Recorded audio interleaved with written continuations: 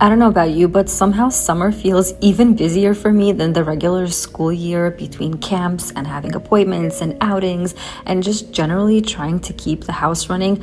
I feel like there's always something to remember, something to stay on top of. When I get home from work these days in the summer months, I love taking a few minutes to unwind with a cup of coffee and figure out what tomorrow looks like.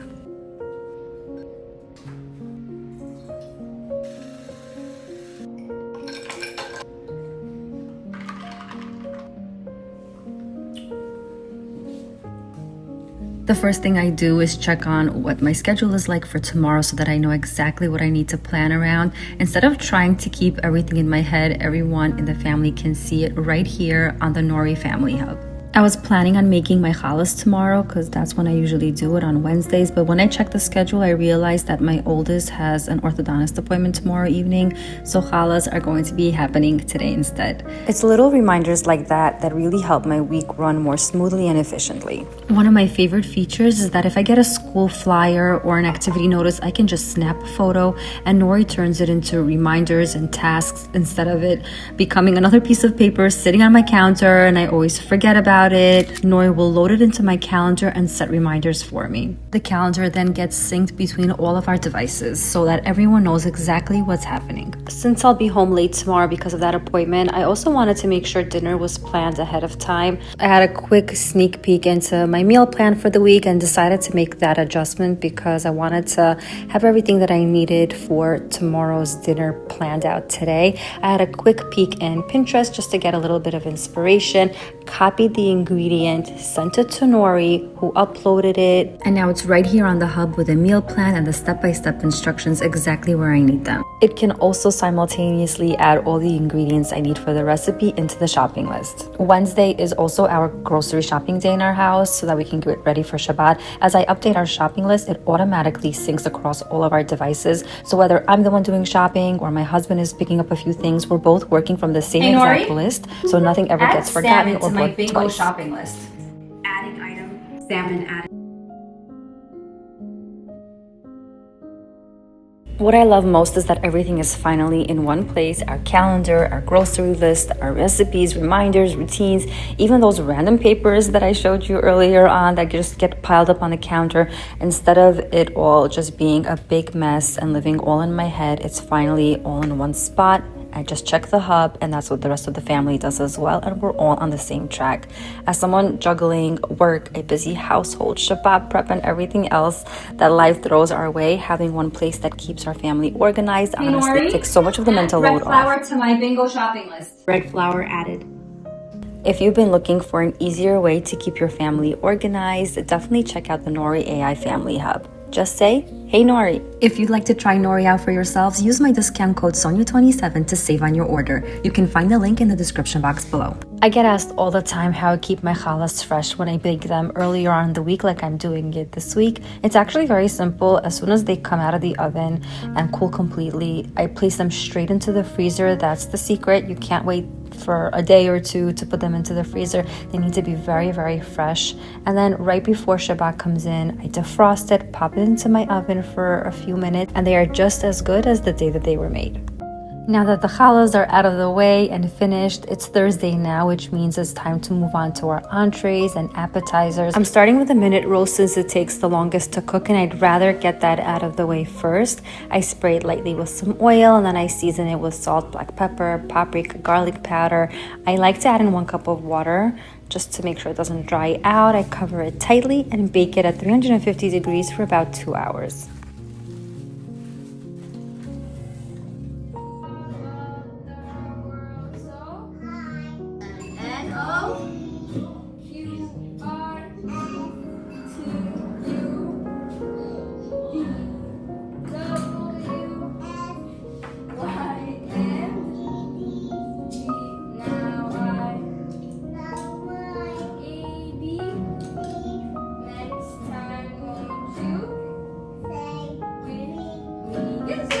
Up next is the chicken. I season it exactly the same way with some oil, salt, black pepper, garlic powder, and paprika. Then I add in a little bit of water to the pan. I cover it tightly and bake at 350 degrees for about an hour. I have had a few questions as to why I add in the water into my chicken and into my meat. Is because I'm going to be reheating it on the hot plate, and because of that double heating process, I don't want things to dry out. So adding in that water just ensures that I will have a nice juicy protein for Shabbat. For a quick and easy Shabbat appetizer, I'm making Gozhgizhge. This time I took a shortcut and I picked up pre-chopped beef and lamb from our local supermarket, which I actually never do, and I don't know why. I should definitely utilize that option a lot more. It just saves me so much time on the prep. For the filling, you'll need about 4 cups of finely chopped onions. I use my mandolin slicer to make that job nice and quick and easy. I season the onions with salt, black pepper, cumin, and coriander, and then mixed in the chopped beef and a handful of lamb until everything is well combined. This is the dough that I use, and it's a great shortcut for when you don't want to fiddle around with any dough. I'm using the frozen Malawach, and I roll it into a log, divide it into 4 pieces, and then roll each one into a thin circle. Then I fill each round with the meat mixture and fold it into an accordion style shape, pinching the seam closed before placing it onto a baking sheet.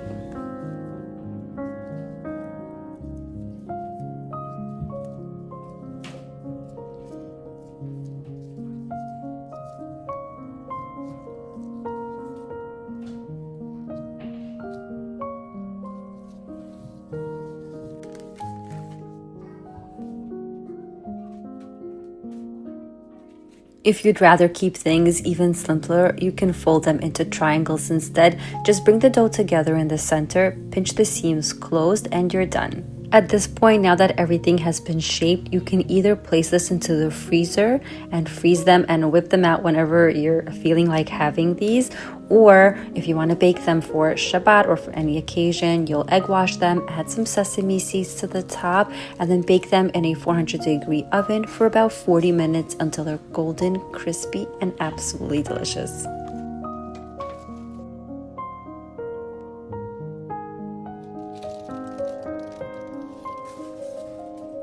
It's been about an hour. The chicken is fully cooked. I take it out, baste it with all of those delicious pan juices, then return it to the oven uncovered so that the skin can brown beautifully.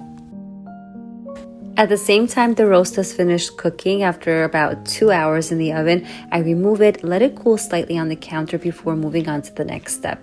I thinly slice a large onion and saute that with a few marrow bones. I actually ran out of my marrow bones, so Shai was picking some up and dropping them off. So I just prepped that meal so that when he does bring it, we can just whip it all together very quickly. So I'm showing you just real life how I'm pacing myself in the kitchen even when I'm missing a few ingredients.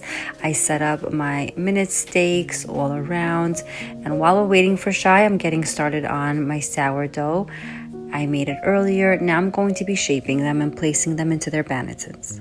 Jewish women have 3 core commandments or mitzvot that we must do. One of them being saying a blessing over bread when we make a specific amount. So that's what I'm doing here. I'm making a specific blessing, talking to Hashem, talking to God, asking for specific prayers, praying for my family, my nation, and the world in general.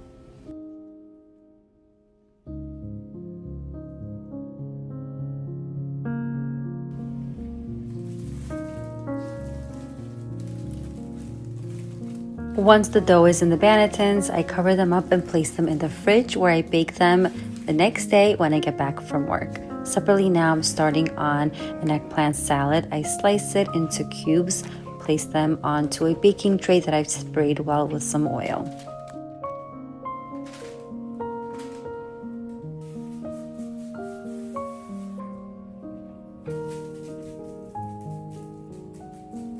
I season them with salt and black pepper. Give them a very good spray again, because I find that that's the key to not letting them look dried out. While I place that into the oven on broil, I'm getting started on my Hasselback Salami. I put in some barbecue sauce, some hot honey, some Frank's Red Hot seasoning, some brown sugar over the top as well, and that gets baked as well until everything looks nice and yummy.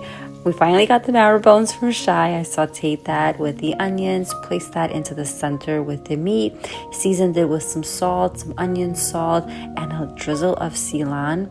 Such a delicious meal. Of course, I'm going to be adding in a little bit of water because we don't want the meat to dry out. I cover it well with some parchment paper and foil and bake it at 350 degrees for an additional 2 hours until everything is soft. I continue to baste the salami until it gets crispy around the edges. It's Friday after work, and the first thing I do when I get home from work is get into the shower, get dressed, put on my makeup, take care of myself so that I feel beautiful and presentable for the Shabbat and for my family and for my guests. While I was upstairs getting myself ready, the kids are helping, Shai is helping, everyone has something to do, and Shai of course brought home a treat for the kids. He got some Krispy Kreme donuts, which made everyone's day. We have some popcorn, as you saw, so the house is bustling with activity. The first thing to get cooked on Fridays is definitely the sourdough. I've scored them, the ovens are nice and hot, and they're going in.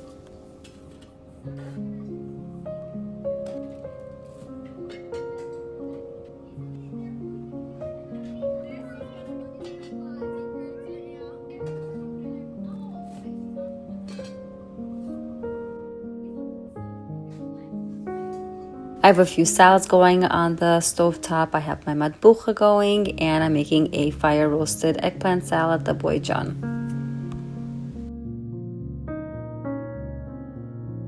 Once most of the water has evaporated from the matbucha, I'm seasoning it with some cumin, some salt, coriander, and paprika.